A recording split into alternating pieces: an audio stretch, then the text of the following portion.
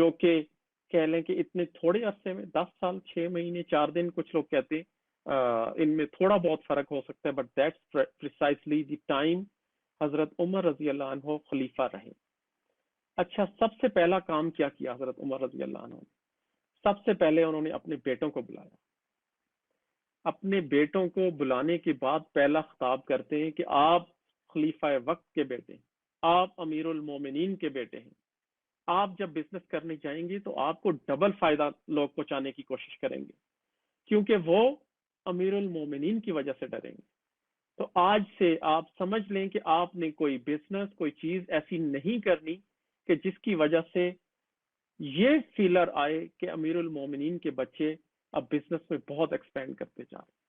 تو ان کے بیٹوں نے بھی پھر ویسے ہی اس کے اوپر سر خم کیا اپنے والد کی اس رضا کے اوپر، اور اس چیز کو تسلیم کرتے ہوئے پھر ان کے پورے ٹنیور میں کبھی کوئی ایسی چیز نہیں آئی کہ جو آج تک اسلامی تاریخ میں کوئی کہہ سکے کہ حضرت عمر کی فیملی، ان کے بھائی، ان کی بیویاں، ان کے بیٹے، کسی نے اس چیز کا ناجائز فائدہ اٹھایا۔ دوسرا جو سب سے بڑا کام کیا حضرت عمر رضی اللہ عنہ نے، اور جو آج ہم جس چیز سے سخت پریشان ہیں اپنے ملک میں بھی اور بھی بہت ساری جگہوں پہ، وہ تھے مافیا۔ دوسرا بڑا کام یہ تھا کہ حضرت عمر جب بازار میں جاتے ہیں تو وہاں پر ایک چیز کا بھاؤ وہ پتہ کرتے ہیں، تو وہ تاجر کہتا ہے جی یہ وہ جو کہہ لیں کہ 2 مگ دینے کے 1 درہم ہے۔ تو حضرت عمر نے کہا کہ یہ تو بہت زیادہ پرائس آپ لے رہے ہیں۔ تو تاجر کا آگے سے بیان تھا کہ بھائی میں کسی کو فورس نہیں کرتا، کسی کی مرضی ہے، خریدنا ہے خریدے، نہیں خریدنا نہ خریدے۔ تو پھر حضرت عمر رضی اللہ عنہ نے جب پوچھا، تحقیق کی، تو پتہ چلا کہ یہ شخص مدینہ میں کسی کو انٹر نہیں ہونے دیتا۔ اس مارکیٹ میں اس شخص کی منوپلی ہے، ہر وہ چیز جو آتی ہے یہ شخص سب سے پہلے خرید لیتا ہے اور پھر من مانی دام وصول کرتا ہے لوگوں سے۔ تو جس کے بعد حضرت عمر کا جو اعلان تھا وہ مطلب سوچنے والی بات ہے آج کے حکمرانوں کے لیے، کہ فوراً اعلان یہ کرتے ہیں کہ آئندہ کے لیے مدینہ کی ریاست اوپن ہے ہر تاجر کے لیے، کوئی بھی شخص یہاں کاروبار کرنے آ سکتا ہے، کوئی بھی شخص یہاں پر چیز بیچ سکتا ہے، اور وہ کیا ہوگا؟ سرکاری مہمان ہوگا، وہ خلیفہ وقت کا مہمان ہوگا جو بھی شخص یہاں پر آئے گا۔ تو اس کے بعد ایسی منوپلی ٹوٹی کہ چیزوں کے دام بھی بالکل ٹھیک ہو گئے۔ پھر آپ نے ایک خاتون کو، ہم آج خواتین کو کئی دفعہ کہتے ہیں کہ جی ان کو کام کرنے کی اجازت نہیں اسلام میں، تو حضرت عمر رضی اللہ عنہ نے خاتون کو پرائس کنٹرولر بنا دیا۔ اچھا، جب پرائس کنٹرولر بنا دیا، اور اسی طرح جب آپ آ رہے تھے ایک دفعہ دیکھا کہ لوگ اس عورت کی بات نہیں مان رہے، تو آپ نے کہا کہ اس عورت کی جو بات ہے وہ خلیفہ وقت کی بات ہے، جو ان کی بات کو نہیں مانے گا بیسیکلی وہ میری بات کو نہیں مانے گا۔ تو اس سے آپ اندازہ کر لیں کہ کس طرح انہوں نے مافیا کو ٹیکل کیا with the strong first hand, اور پھر امیڈیٹلی پرائسز ڈاؤن ہوتی گئی۔ اس کے فوراً بعد جہاں ایکسپینشن ہو رہی تھی پرشیا کی طرف، شام کی طرف، عراق کی طرف خالد بن ولید کی قیادت میں، تو ساتھ ساتھ حضرت عمر رضی اللہ عنہ مصروف تھے کہ وہ جو لوگ وہاں پہ رہتے ہیں، جو رایا ہے، وہ کیا سوچتی ہے۔ تو ایک واقعہ میں اور بھول گیا کہ جب حضرت عمر کا چناؤ ہو رہا تھا تو کچھ صحابہ نے کہا کہ حضرت عمر تو بہت سخت، تو یہ نظام حکومت میں لوگ ان کے پاس کیسے آئیں گے، لوگ کیسے بات کر سکیں گے۔ تو حضرت عمر اسی طرح پریشان تھے، اور آپ کی جو وائف تھی ایک، ان کا نام تھا عاتکہ، تو عاتکہ نے کہا کہ اے صحابی رسول امیر المومنین، آپ اس بات پہ فکر نہ کریں، آپ تو صرف ناجائز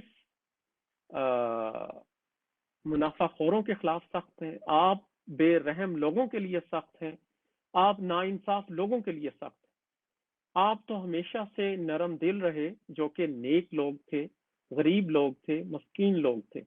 تو اگلے دن جب خطاب کیا حضرت عمر رضی اللہ عنہ نے، تو انہوں نے یہی کہا، انہوں نے کہا کہ میرا جو غضب اور غصہ ہے وہ پہلے سے ڈبل ہوگا ان فاسقوں کے لیے، ان فاجروں کے لیے، اور ان ظالموں کے لیے لیکن عام لوگوں کے لیے میں بہت ہی نرم طبیعت کا ہوں گا، اور اس چیز کا انہوں نے پھر برملا اظہار بھی کیا، اپنے ایکشنز کے ساتھ ثابت کیا۔ بلکہ ایک دفعہ تو یہ ہوا کہ حضرت عمر رضی اللہ عنہ باہر جاتے ہیں تو رات کے ٹائم آگ نظر آ رہی ہے۔ یہ چند واقعات میں اس لیے بتاتا ہوں کہ ایک حکمران کو ہونا کیسے چاہیے، کیسے وہ لوگوں کے دل جیت سکتا ہے اور کیسے وہ چیزوں کو ٹھیک کر سکتا ہے۔ ہمارے ہاں تو آپ دیکھیں، آپ ایک چیز کے ریٹ کم کرتے ہیں، پتہ چلتا ہے پیٹرول شارٹ ہو گیا، کبھی آپ کی چینی مہنگی ہو گئی۔ تو کیا آپ نے سزائیں دی؟ اگر آپ نے ان لوگوں کو سزا نہیں دی تو پھر سمجھ لیں کہ نظام ٹھیک نہیں ہو سکتا۔ ایک شخص کے آنے یا جانے سے فرق نہیں پڑتا، لیکن فرق پڑتا ہے نظام سے، نظام کی تبدیلی سے۔ تو یہ وہ نظام تھا جو حضرت عمر رضی اللہ عنہ نے دیا، اور جس کو اگر ہم فالو کریں گے تو میرا خیال بہت ساری چیزوں کے سلوشن کی طرف ہم چلے جائیں گے۔ جہاں بات ہے سزاؤں کی، اور حضرت عمر رضی اللہ عنہ کا جو برتاؤ تھا امیروں کے ساتھ، غریبوں کے ساتھ اور باقی لوگوں کے ساتھ،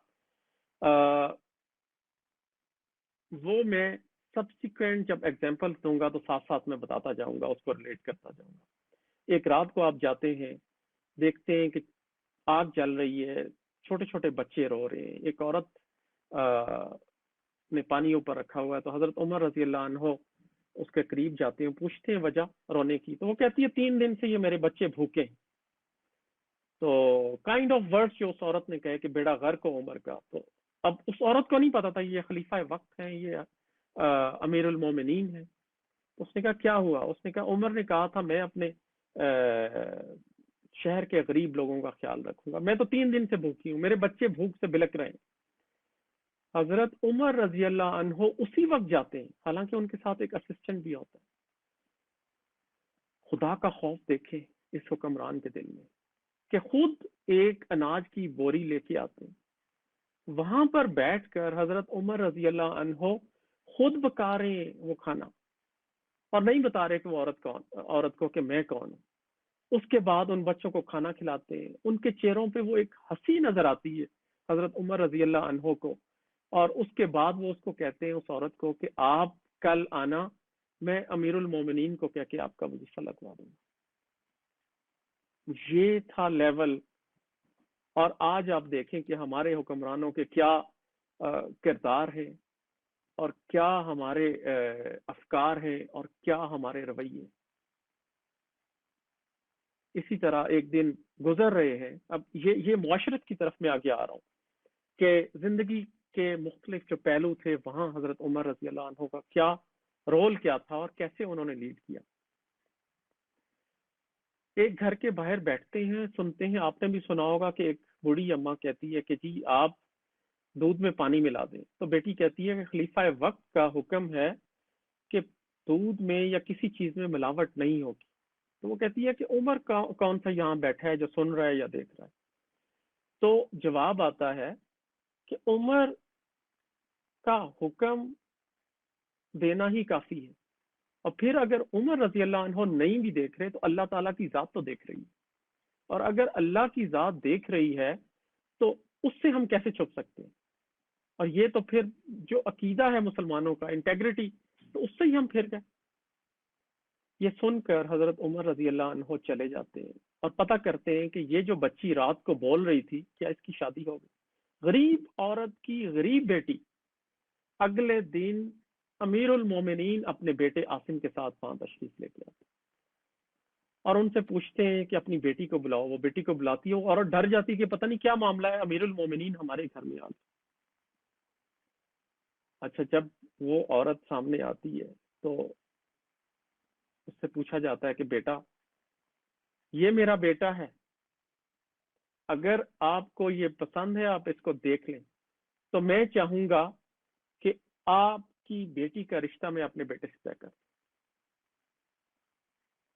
آپ خود دیکھیں کہ خلیفہ وقت کیا کوئی نسل دیکھ رہے تھے؟ کیا کوئی نسب دیکھ رہے تھے؟ کیا کوئی امارت دیکھ رہے تھے؟ کیا کوئی اپنا لیول دیکھ رہے تھے؟ وہ دیکھ رہے تھے تو خدا کا خوف اور نیکی۔ اور انٹیگریٹی، یہ تھا معیار اپنی بہو چننے کا.